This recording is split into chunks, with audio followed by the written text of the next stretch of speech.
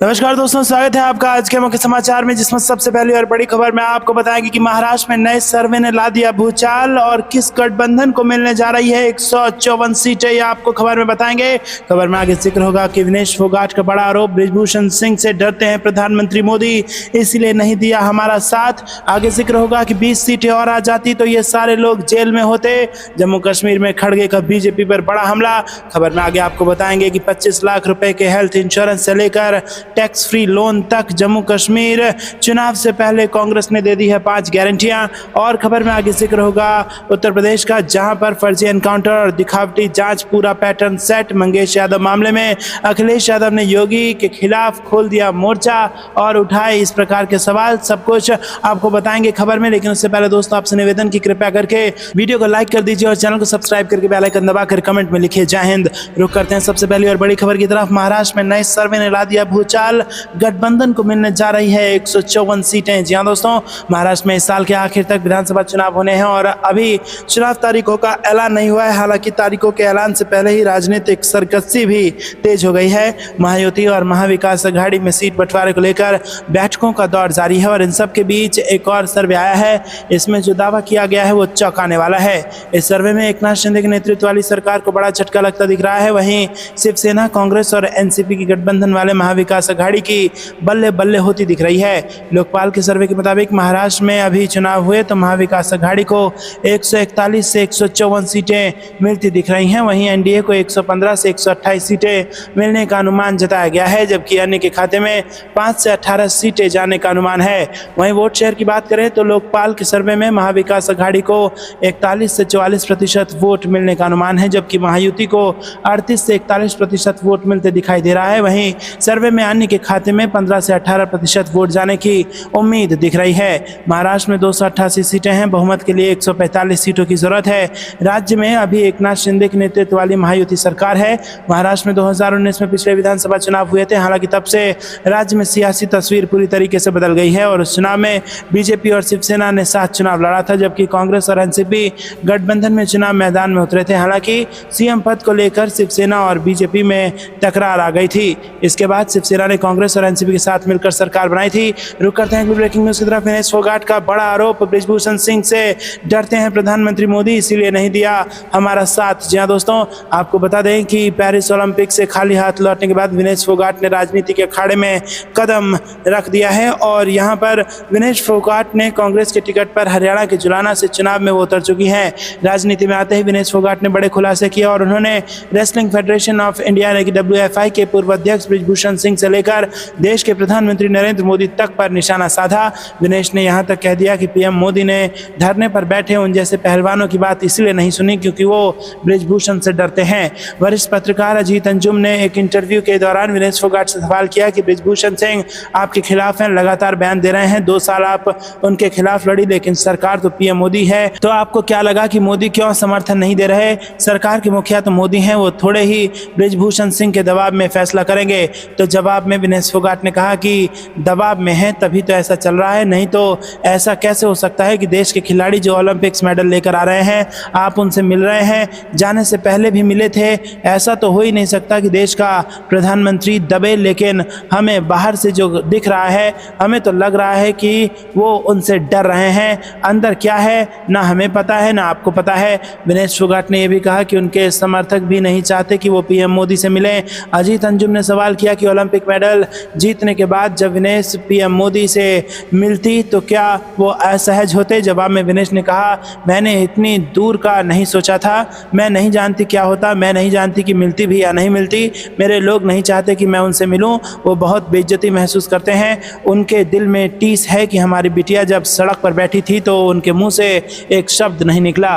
रुक करते हैं अगली ब्रेकिंग न्यूज़ की तरफ। 20 सीटें और आ जाती तो ये सारे लोग जेल में होते। जम्मू कश्मीर में खड़गे का बीजेपी पर बड़ा हमला। जी हां दोस्तों, कांग्रेस के राष्ट्रीय अध्यक्ष मल्लिकार्जुन खड़गे जम्मू कश्मीर के दौरे पर हैं। अनंतनाग की रैली में खड़गे ने भारतीय जनता पार्टी पर जमकर हमला बोला। उन्होंने कहा कि अगर 20 सीटें और आ जाती तो ये जेल में होते और कांग्रेस अध्यक्ष ने कहा कि कहां पर गए 400 वाले लोग, वो लोग महज 240 सीटों पर ही सिमट कर रह गए हैं।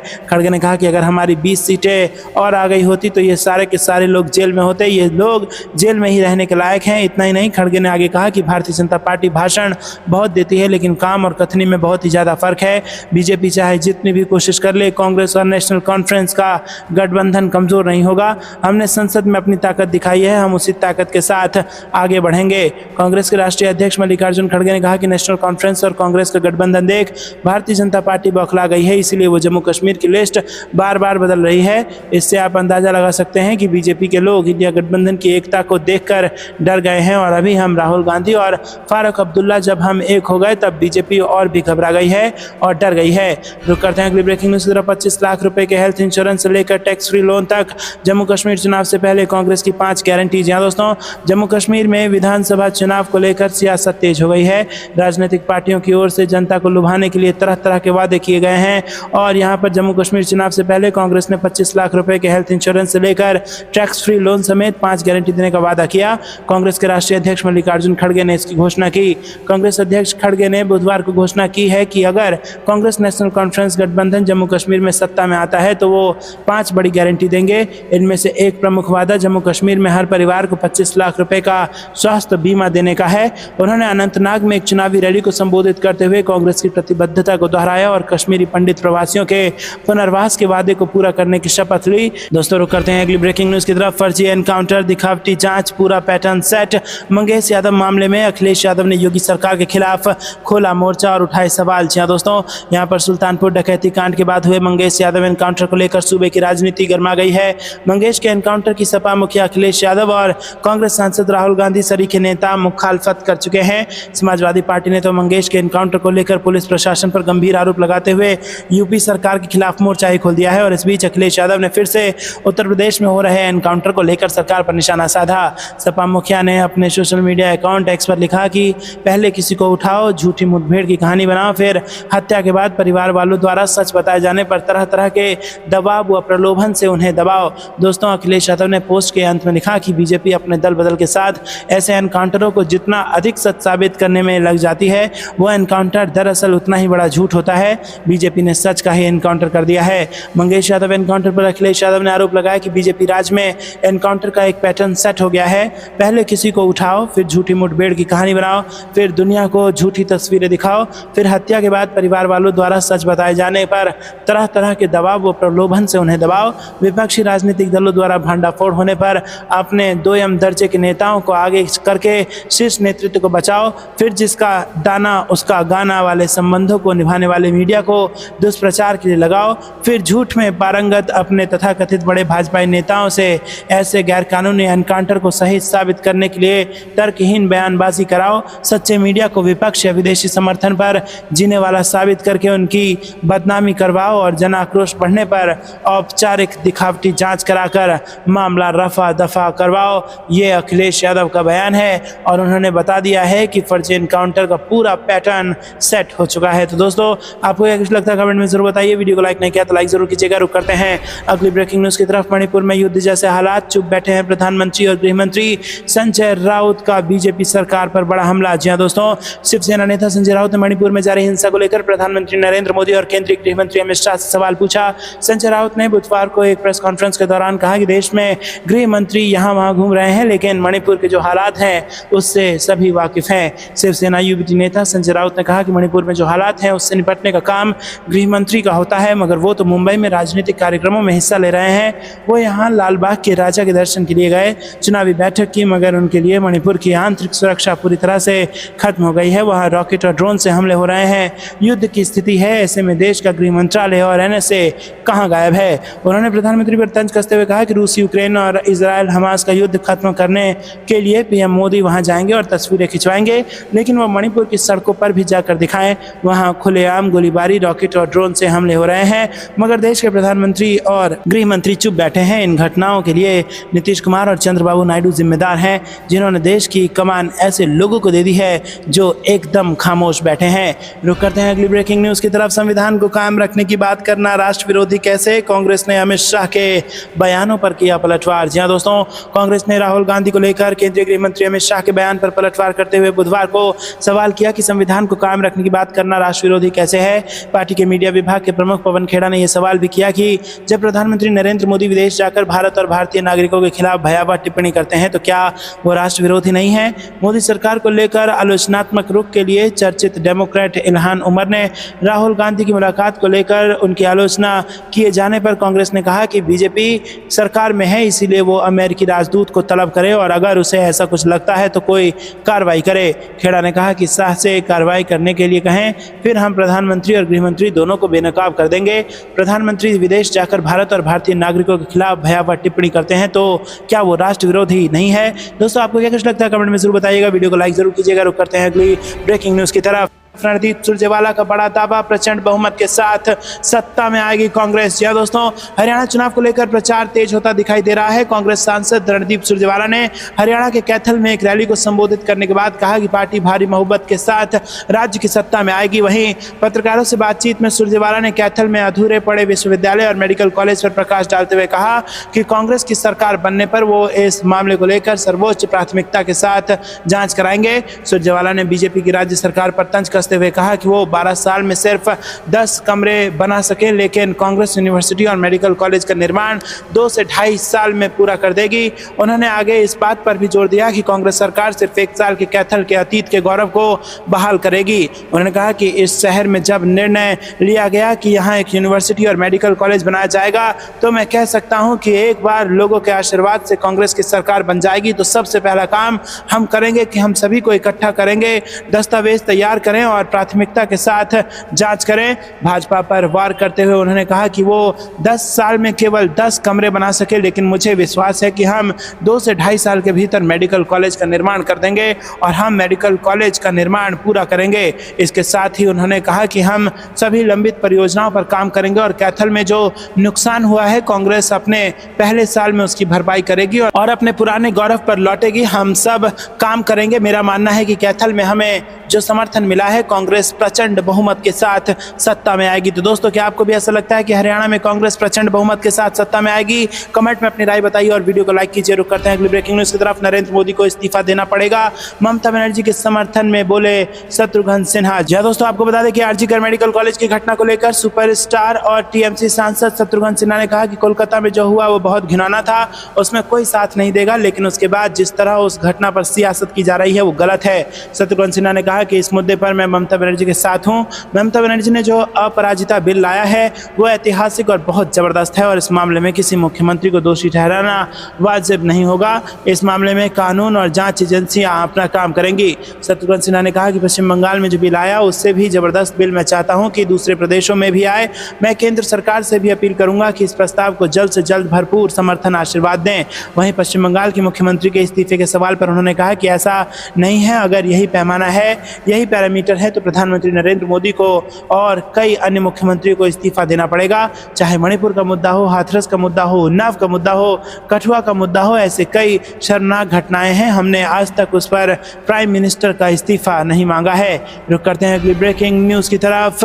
योगी सरकार के खिलाफ युवाओं की फौज खड़ी कर रहे अखिलेश यादव, बरेली से बनारस तक सिर्फ 1 दिन का ग्राउंड वर्क तैयार। जी हाँ दोस्तों, आपको बता दें कि उत्तर प्रदेश में लोकसभा चुनाव में मिली सफलता के बाद समाजवादी पार्टी और अखिलेश यादव उत्साहित दिख रहे हैं और उनका अगला लक्ष्य यूपी में होने वाला है। 10 सीटों पर विधानसभा उपचुनाव है और आपको बता दें कि इसमें से 5 सीटें समाजवादी पार्टी की है, जिनमें से 4 लोकसभा सीटों में वो जीत के बाद खाली हुई है। अखिलेश यादव इस चुनाव में जीत के लिए सबसे ज्यादा फोकस युवाओं पर कर रहे हैं और इसी क्रम में उनके निर्देश पर समाजवादी पार्टी के युवा संगठनों द्वारा 9 अगस्त क्रांति दिवस से 10 सितंबर 2024 तक प्रदेश व्यापी छात्र नौजवान पीडीए जागरूकता अभियान आयोजित किए जा रहे हैं। इस अभियान में कुछ प्रमुख बातों पर सबसे ज्यादा जोर दिया जा रहा है, जैसे वर्तमान सरकार छात्र छात्राओं और नौजवानों की दुश्मन है, पढ़ाई महंगी है और नौजवान बेरोजगार है, महिलाओं पर अत्याचार हो रहे हैं और निर्दोष युवाओं को जाति देखकर गोली मारा जा रहा है। सपा सरकार में छात्र छात्राओं के लिए लैपटॉप, कन्या विद्या धन जैसी तमाम योजनाएं थी जो आज वर्तमान सरकार ने उन्हें बंद करने का काम किया है। युवाओं को भरोसा दिया जा रहा है कि दुख दर्द को दूर करने के लिए समाजवादी पार्टी प्रतिबद्ध है। कार्यकर्ताओं को संदेश दिया जा रहा है कि मतदाता सूची पुनरीक्षण का कार्य चल रहा है, नए मतदाताओं का नाम जोड़ने के लिए फॉर्म भरें। रुक करते हैं अगली ब्रेकिंग न्यूज की तरफ। बिहार में समय से पहले हो सकते हैं चुनाव, नीतीश और बीजेपी और तेजस्वी के कदम ने किया ये बड़ा इशारा। जी हाँ दोस्तों, बिहार के सियासी माहौल में चुनावी मौसम की गंध आ रही है। सप्ताह भर से बिहार में कुछ ऐसी राजनीतिक घटनाएं हुई हैं जिससे हर दल और गठबंधन के मन में शंका का भाव दिख रहा है। चिराग पासवान की अपनी ही सरकार के प्रति उलट बांसी से राजनीतिक घटनाक्रम की शुरुआत हुई है। उसके बाद चिराग की तरह ही बोलने वाले जेडीयू के प्रवक्ता केसी त्यागी का इस्तीफा आ गया। नीतीश कुमार और तेजस्वी यादव ने चुनाव आयुक्तों की नियुक्ति को लेकर बैठक की और इसी दिन बिहार भाजपा के तमाम सांसद विधायक सदस्यता अभियान के बहाने जुटे। अगले दिन 4 सितंबर को आरजेडी ने भी अपने सांसदों विधायकों की बैठक बुलाई। 5 सितंबर को तेजस्वी यादव दिल्ली रवाना हुए और 6 सितंबर को भाजपा के राष्ट्रीय अध्यक्ष जेपी नड्डा भी पटना पहुंच गए। बिहार आने से पहले नड्डा ने चिराग पासवान के साथ बैठक की।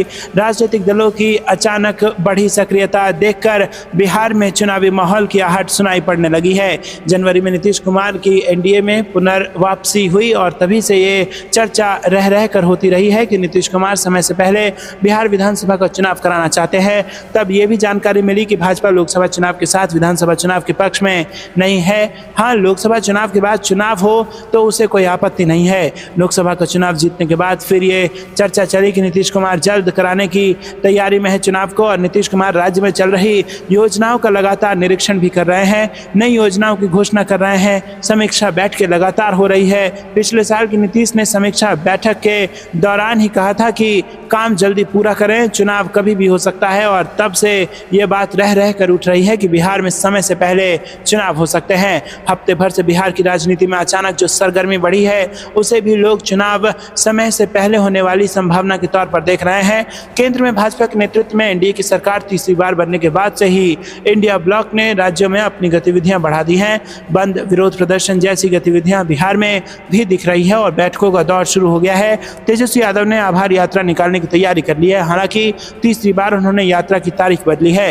नेताओं की आवाजाही बढ़ने लगी है। सांसदों विधायकों की बैठक के बाद तेजस्वी यादव दिल्ली गए। संभव है कि उनकी मुलाकात कांग्रेस के बड़े नेताओं से भी हो। भाजपा के राष्ट्रीय अध्यक्ष जेपी नड्डा भी बिहार दौरे पर आए और इन गतिविधियों को देखकर चुनावी आहट का अनुमान लोग लगाने लगे हैं। तो दोस्तों, यहाँ पर आपको बता दें कि बिहार में समय से पहले चुनाव हो सकते हैं और इसी के ये सारे संकेत हमने आपको बताया कि आखिरकार ऐसा इशारा क्यों मिल रहा है और नीतीश, बीजेपी और तेजस्वी ने कौन से ऐसे कदम उठाए हैं जिससे ये कहा जा सकता है कि समय से पहले बिहार में चुनाव होगा। आपको क्या कुछ लगता है कमेंट में जरूर बताइए। वीडियो को लाइक नहीं किया तो लाइक जरूर कीजिएगा। रुक करते हैं ब्रेकिंग न्यूज की तरफ। तेजस्वी से मिलकर नीतीश ने एक और खेल खेला। निशाने पर भाजपा चिराग और उनकी अपनी पार्टी के लोग। जी हाँ दोस्तों, बिहार की राजनीतिक गतिशीलता ने हमेशा राष्ट्रीय राजनीति की दिशा निर्धारित करने में महत्वपूर्ण भूमिका निभाई है। जो दिखता है वो काफी मायने रखता है और इस राज्य में मुख्यमंत्री नीतीश कुमार लंबे समय से अगुवा रहे हैं, जो अपनी स्थिति और प्रभाव को बनाए रखने के लिए बदलते गठबंधनों और हितों के बीच कुशलता से तालमेल बनाए रखते हैं। बिहार के दिवंगत पूर्व उप मुख्यमंत्री सुशील मोदी ने एक बार कहा था कि नीतीश अपने वर्तमान गठबंधन सहयोगी को संतुलित करने के लिए हमेशा 2 खिड़कियां खुली रखते हैं। आरजेडी के साथ गठबंधन को खत्म करके बीजेपी से हाथ मिलाने के 8 महीने बाद हाल ही में तेजस्वी यादव के साथ इस हफ्ते नीतीश कुमार की मीटिंग ने अगले साल के विधानसभा चुनाव से पहले रणनीति और गठबंधनों में संभावित बदलावों के बारे में अटकलों का बाजार काफी गर्म कर दिया है। दोस्तों, पहली नजर में ये बैठक नए सूचना आयुक्त के चयन के बारे में थी, जिसमें तेजस्वी चयन समिति में थे, लेकिन इस बात को स्पष्ट करने के लिए नीतीश, जो एक समय में डबल सिग्नल देने के लिए जाने जाते हैं, उन्होंने शुक्रवार को जब भाजपा अध्यक्ष जेपी नड्डा शहर में थे कहा कि उन्होंने पहली गलती की थी लेकिन ये फिर नहीं होगा। तेजस्वी, जो पार्टी कार्यकर्ताओं को प्रेरित करने और राजनीतिक रूप से महत्वपूर्ण कुशवाहा और अन्य पिछड़े समुदायों के समर्थन को मजबूत करने के लिए अगले सप्ताह अपनी जन आभार यात्रा शुरू करने जा रहे हैं। उन्होंने मीडिया कर्मियों को बताया कि बातचीत संविधान की 9वीं अनुसूची में बिहार के 65% आरक्षण के फैसले को शामिल करने के बारे में थी और जब नीतीश ने कहा कि मामला अदालत में है, पटना उच्च न्यायालय में जून में कोटा को रद्द कर दिया था, तेजस्वी ने उनसे मामले को कानूनी रूप से आगे बढ़ाने का आग्रह किया। बिहार सरकार ने 2023 की जाति सर्वेक्षण रिपोर्ट के निष्कर्षों के आधार पर दलितों, पिछड़ों और आदिवासियों के लिए आरक्षण को बढ़ाकर 65% कर दिया था। राजद ने इसे रद्द करने के हाईकोर्ट के फैसले को सुप्रीम कोर्ट में चुनौती दी थी और इसने शुक्रवार को केंद्र और बिहार सरकार को नोटिस जारी किया, लेकिन रोक नहीं लगाई। दोस्तों, रुक करते हैं अगली ब्रेकिंग न्यूज की तरफ। वक्फ संशोधन विधेयक को पारित नहीं होने देंगे, मुस्लिम पर्सनल लॉ बोर्ड के प्रतिनिधिमंडल को शरद पवार का आश्वासन। जी हाँ दोस्तों, राष्ट्रवादी कांग्रेस पार्टी के नेता और राज्यसभा सदस्य शरद पवार ने रविवार को उनके निवास पर all India Muslim personal law board के डेलीगेशन से मुलाकात की और इस दौरान डेलीगेशन ने वक्फ संशोधन बिल 2024 के संबंध में एक ज्ञापन सौंपा और बिल को खारिज करने की मांग की। All India Muslim personal law board के डेलीगेशन ने शरद पवार से कहा कि वक्फ संशोधन बिल 2024 भारत के संविधान के खिलाफ है। बोर्ड के महासचिव ML फजलुर रहीम मुजुद्दीन ने पवार को बताया कि ये झूठा दावा किया जा रहा है कि वक्फ बोर्ड द्वारा दावा की गई कोई भी जमीन या संपत्ति स्वचालित रूप से इसकी संपत्ति बन जाती है। दोस्तों आपको कुछ लगता है कमेंट में जरूर बताइए। रुक करते हैं अगली ब्रेकिंग न्यूज की तरफ। झारखंड में इस बार किसकी सरकार, ओपिनियन पोल के आंकड़े सामने। जी दोस्तों, झारखंड में इस साल के अंत में होने वाले विधानसभा चुनाव को लेकर राजनीतिक गतिविधियां शुरू हो गई हैं। झारखंड विधानसभा चुनाव में इस बार झारखंड मुक्ति मोर्चा और भाजपा में भले ही कांटे की टक्कर नजर आ रही हो, लेकिन वोट शेयर जिस प्रकार से लगातार जेएमएम के पक्ष में जाता दिखाई दे रहा है, उससे लग रहा है कि इंडिया अलायंस यहां पर बहुमत में आने के बाद दोबारा सरकार बनाने में कामयाब हो जाएगी। जी हाँ दोस्तों, आपको बता दें कि जहां एक तरफ हेमंत सोरेन को जेल जाने के बाद सहानुभूति मिली थी, लेकिन बीच में मामला खराब हुआ था जब चंपई सोरेन ने यहां पर जेएमएम का साथ छोड़ दिया था।